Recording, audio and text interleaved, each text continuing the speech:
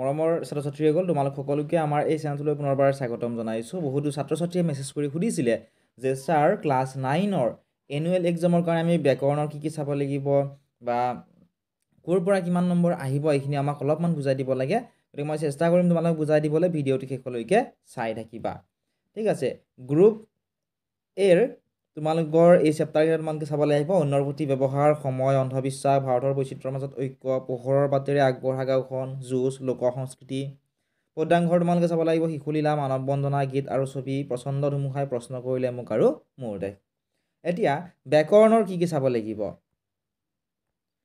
ব্যাকৰণৰ তোমালোকে চাব লাগিব নত্ববিধি, সত্ববিধি, তাৰপিছত সমাৰ্থক শব্দ চাব লাগিব, নেক্সট চাব লাগিব বিপৰীতাৰ্থক শব্দ, সন্ধি চাব লাগিব, জুৰীয়া শব্দ চাব লাগিব, দ্বন্দ্ব সমাস আৰু অনুৰূপ শব্দ তোমালোকে চাব লাগিব।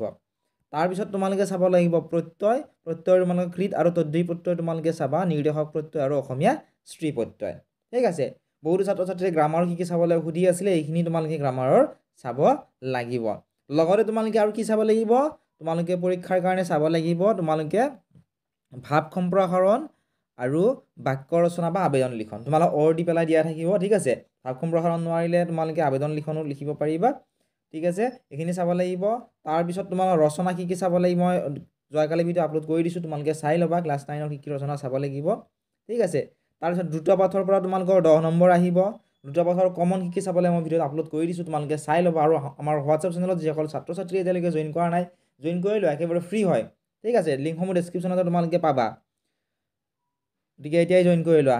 নেক্সট তোমালোকে অপঠিত গদ্যাংশ চাব লাগিব। তাৰপিছত যিসকল ছাত্ৰ ছাত্ৰীয়ে গ্ৰুপ বি লৈছা, গ্ৰুপ বিৰ তোমালোকে চোৰ ধৰা চাব লাগিব, সন্মান চাব লাগিব, হনুমন্তৰ লংকা দৰ্শন, সুখ। তাৰপিছত ব্যাকৰণৰ তোমালোকে চাব লাগিব বিপৰীত লিংগবাচক শব্দ, বিপৰীতাৰ্থক শব্দ, সমাৰ্থক শব্দ, জুৰীয়া শব্দ, আধুনিক অসমীয়া শব্দলৈ ৰূপান্তৰ, এইখিনি তোমালোকে চাব লাগিব। ঠিক আছে, আৰু যিসকল ছাত্ৰ ছাত্ৰীয়ে গ্ৰুপ চি লৈছা, গ্ৰুপ চি লোৱা ছাত্ৰ ছাত্ৰীসকলে ৰিজু ভাৰতী পুথিখন তোমালোকে পঢ়িব লাগিব।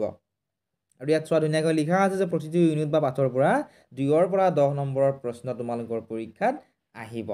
ঠিক আছে, কমন কি চাব লাগিব ভিডিঅ' আপলোড কৰি দিম, তোমালোকে চাই ল'বা। চেনেলটো যদি ছাবস্ক্ৰাইব কৰা নাই ছাবস্ক্ৰাইব কৰি দিবা। লগতে কোনখন ডিষ্ট্ৰিক্টৰ পৰা ভিডিঅ'সমূহ চাই আছে আমাক কমেণ্ট ছেকশ্যনত জনাবলৈ নাপাহৰিবা।